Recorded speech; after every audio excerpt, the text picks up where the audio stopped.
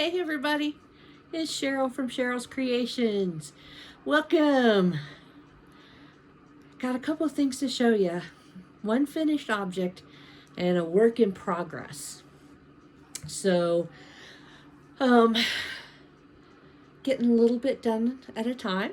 The new yarn room is slow, but it's coming along. I got to get some more shelves put together. So hopefully sometime in the next week or so I'll have that done and be able to show you what it looks like. So excited. So my finished project, pumpkins. I did, let me put that down. I did 3 pumpkins. I did a small one, a medium one, and one a little bit bigger. I freehanded them just because I was sitting there and the orange yarn was sitting next to me. And this is I believe this is the Hobie yarn that I had gotten a couple pieces of, or a couple skeins of. It's the one I wasn't as fond of because it was real splitty. It did work better with, I found the biggest needle with the biggest eye that I could find, and that worked a little bit better. I'm going to keep working with it and see what happens, but basically this is a panel. I did the front loop, back loop, or back loop only, made them as wide, and then I cinched the bottoms, I cinched the tops. I did the stems a couple of different ways. This one I did in the round, so it's a little bit thicker. This one I did 4 rows up and down and then connected them, sewed them together, and then I just did a couple of little swirls on each one.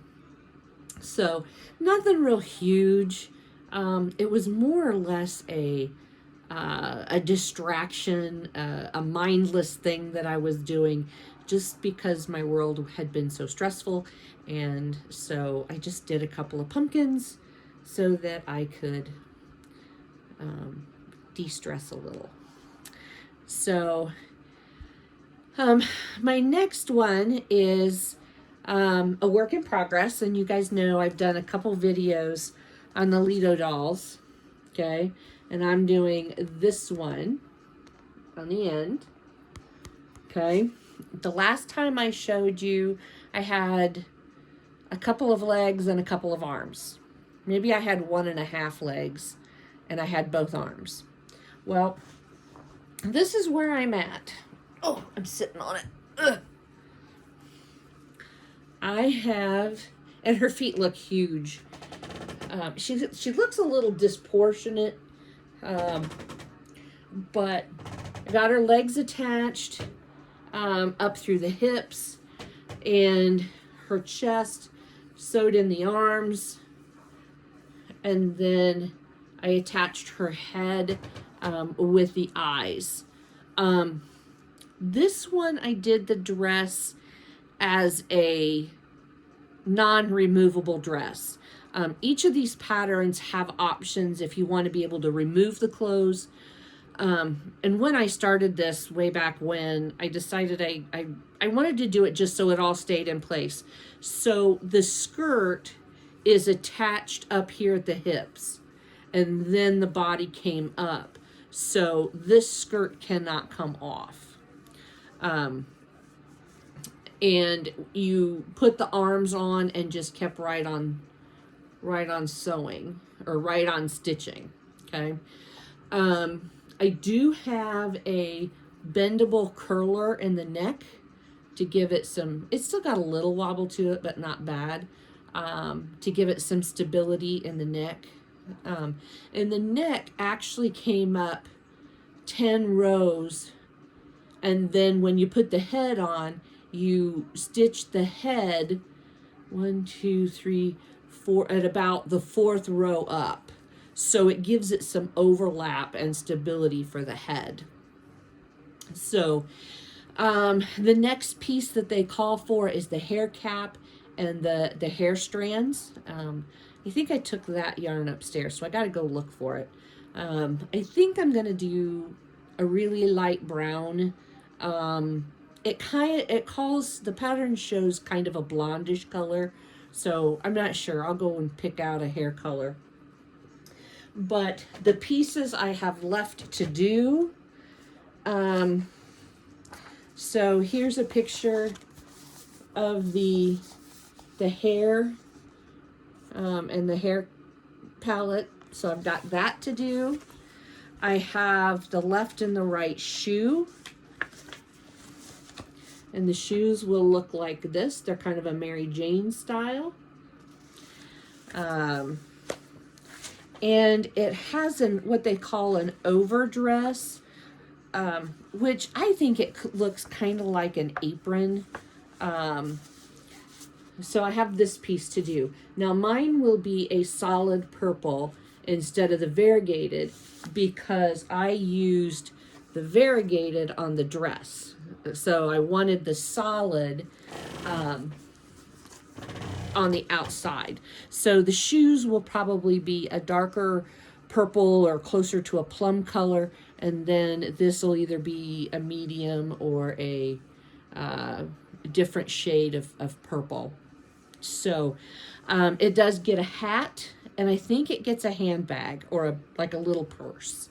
So even though I'm this far, there is still a lot of pieces to do. She is 21 inches, so she is a very tall doll. You know, she's probably, if I have her done next weekend to put in my sale or at least put up, I mean, she's, and let me know if I'm in the ballpark. I will probably put a $75 tag on her. Just she's a ton of work, and she's very big. So let me know if I'm in the right ballpark for that. So yeah, my hairless doll. I could leave her like that, and she could be an alopecia doll. I know that, who is it? There's a couple of people I watch.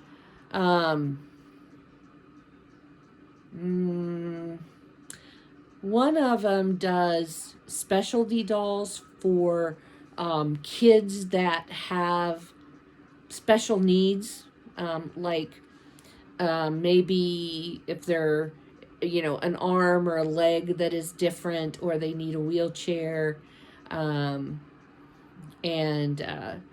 So I can't think of her name. She's down towards the end of the alphabet because it's, and I can't come up with it. My brain is so fried. So, and you're going to have to put up with my yucky haircut for at least another week, because I had a haircut appointment for yesterday, and guess what? I forgot. We had so much going on. We brought my brother home from the physical rehab facility today, so I've been just a tad nuts trying to get everything in place for him.